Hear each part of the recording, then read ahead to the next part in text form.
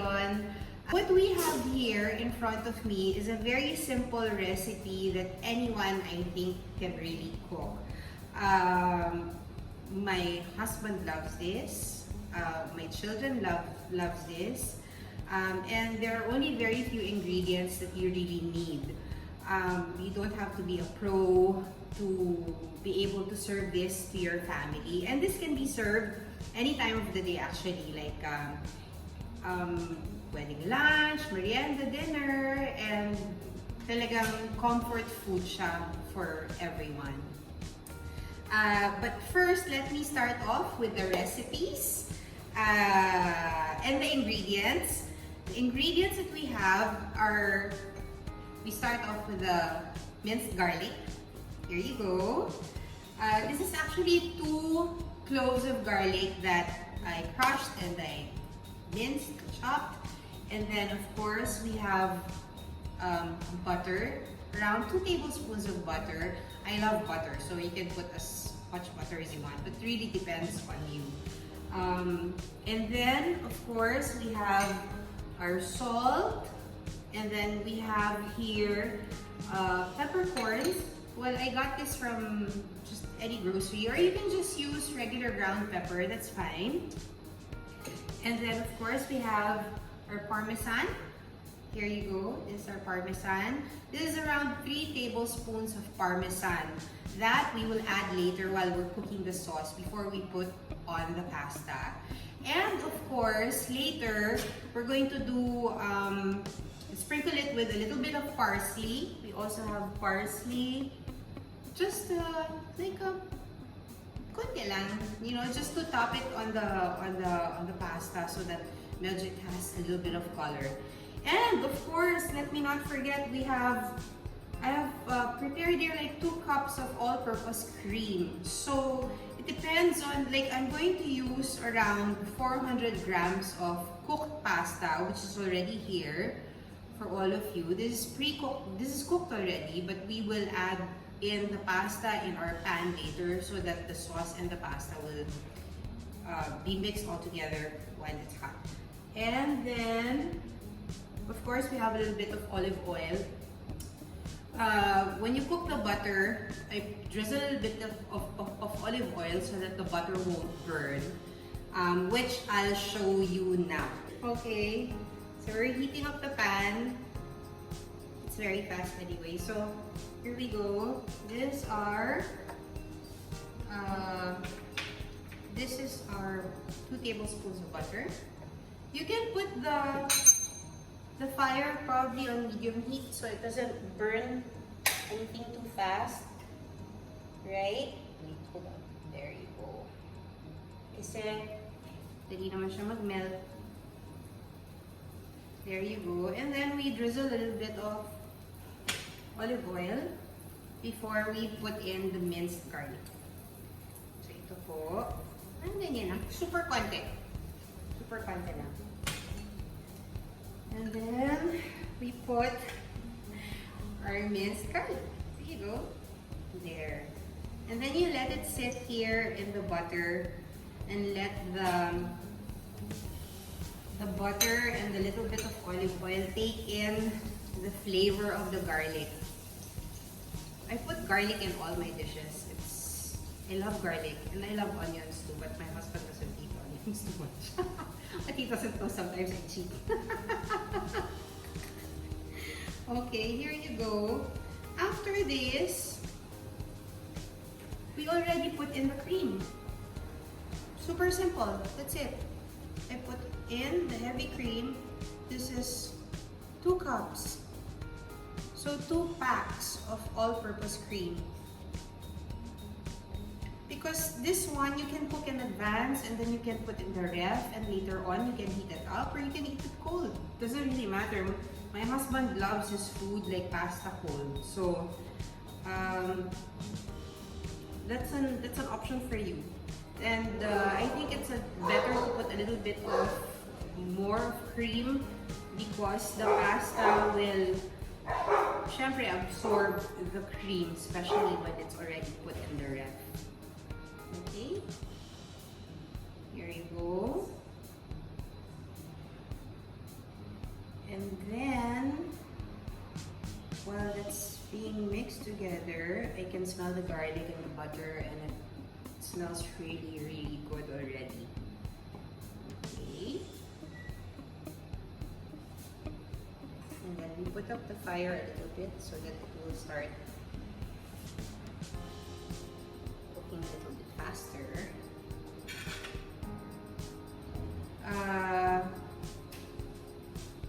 Now, you have an option. You can actually, I use a little bit of chicken cubes to help the flavor, to enhance the flavor of the pasta. But it's really up to you if you like have chicken stock or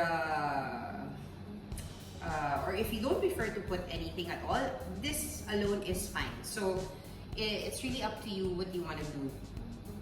So I put now the chicken cubes so that we can melt this inside the sauce. There you go. This is fun. There. And then, while that's melting inside our cream and butter and olive oil mixture, you can now put a little bit of your ground pepper. If you love pepper and you want to put a little bit more than you should, then that's also up to you. And a little bit of salt. You know what I noticed when, especially when you're putting your sauces into cooked pasta already, sometimes you have to put up the flavor of your sauces more because once it's included in the pasta, nawawala yung taste. So, syempre, you have to be careful with how much salt you put in, or if you don't put salt, or I mean, it's kayo yun. It's how you like it. Maybe you can put the salt once the whole pasta is cooked, just to give it a little more kick and taste, so that it's not too bland. Same with the peppercorns.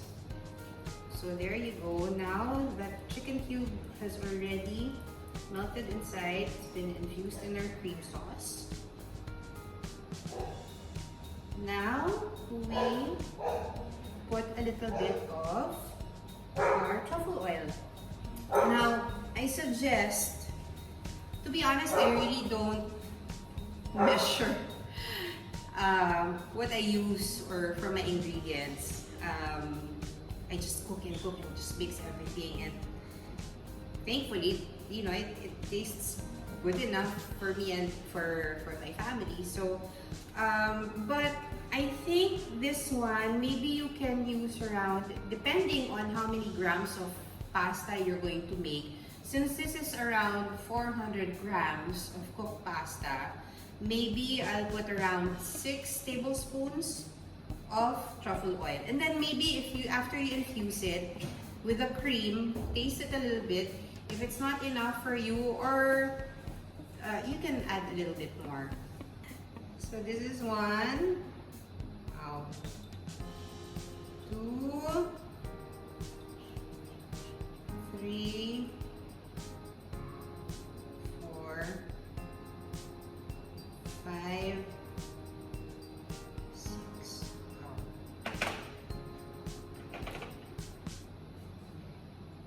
Naamoy ko na po. I can already smell the truffle oil inside this, and it smells really amazing.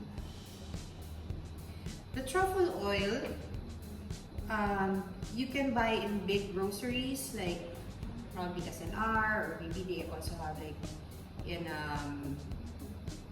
stands, or basta big groceries, they would have truffle oil available there.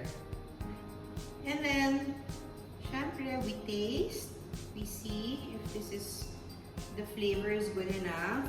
Then we can add in already the cooked pasta. Okay. Okay, now let's taste.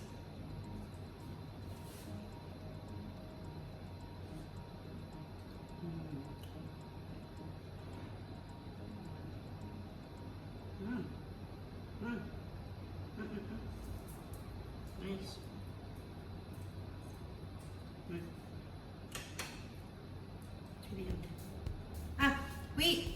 Don't forget, you need to put Parmesan. So, this is like 3 tablespoons of Parmesan cheese. You don't have to put everything inside the sauce.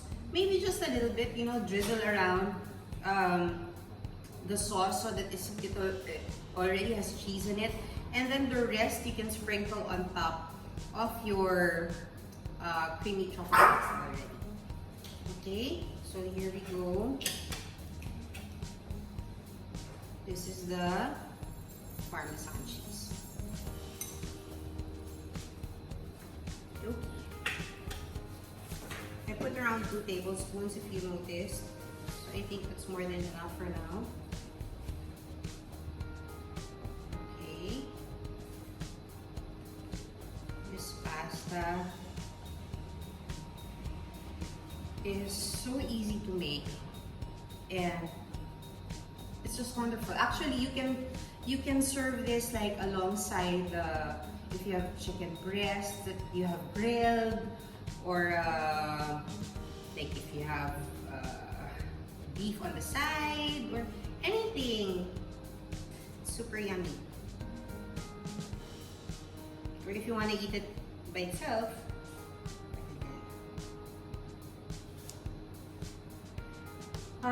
You have an option to make this your own kind of pasta, creamy truffle pasta. You can add portobello mushrooms. What you can do is you can saute that with the garlic beforehand, and then you put in the cream and the truffle oil and your salt, pepper, and your Parmesan cheese. Or what you can do, just this simple kind of sauce, and then you can top it probably with slices of prosciutto. My kids love that. So those are options that you can do. You can play around with it. You can add ingredients if you want, like maybe a little bit of seafood, like pwede siguro shrimp or clams or those kinds. Okay, so this is simmering already. Now we can add the pasta. So, let's just use this.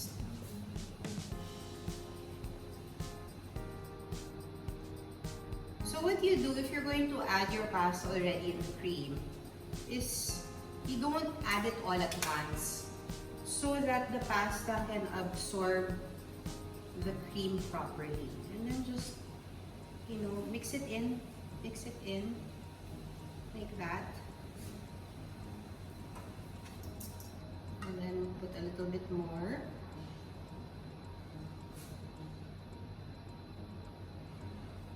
There you go. And mix in again.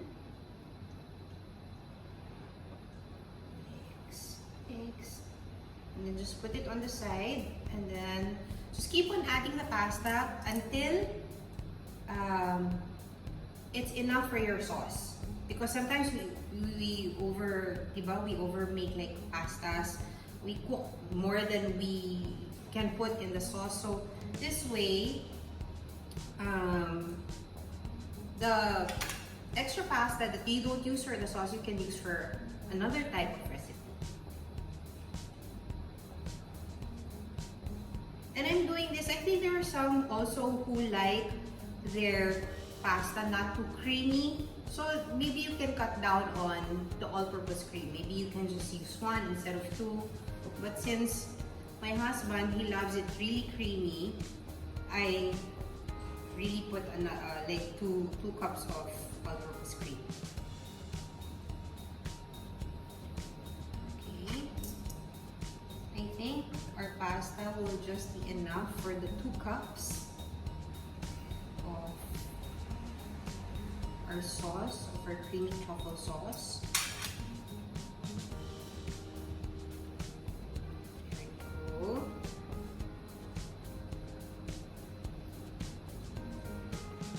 I hope you're enjoying this as much as I am. This is the first time I ever made like a demo video for cooking. And it's fun.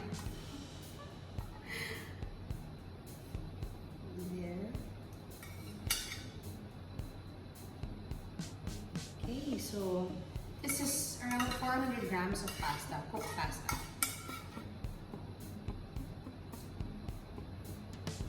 So we'll be able to use all of this. Just enough for the 2 cups of all-purpose cream.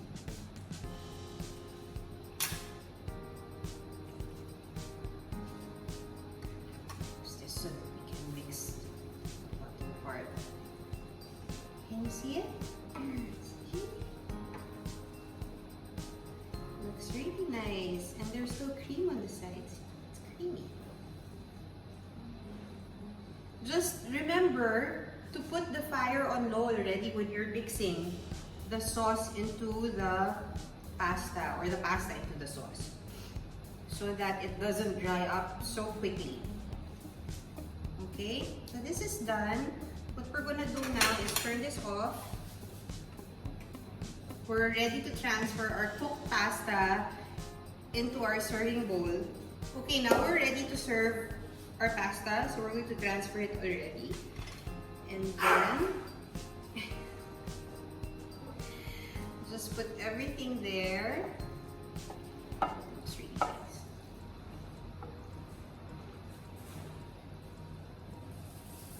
There you go.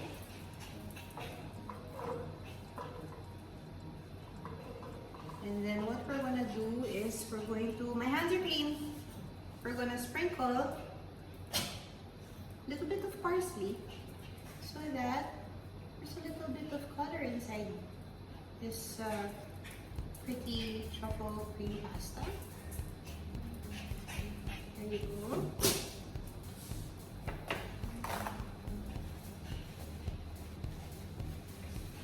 And then just get your thingy and just spread it around a little bit so the top has a bit of color. There, looks super nice. You don't have to put a lot of parsley. It's actually just for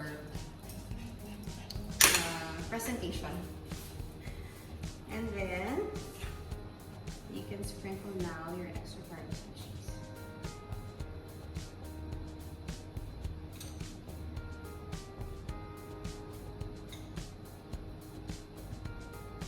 There. See? We're done.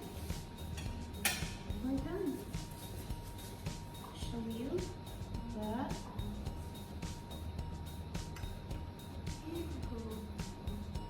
there. That smells so good. Now it's time to taste. My husband will taste. Hold on.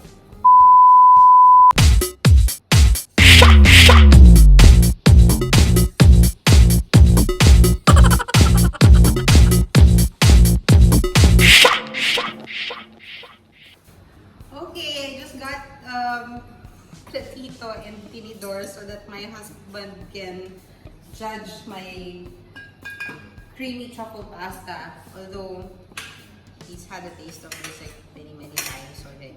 But let's ask him again. Get a little bit of this here. Oh, just a little bit, just for tasting, huh? Yeah, come on. Okay. So this is my husband, Paddy. Hello. He's going to be my taste tester. Okay, taste na.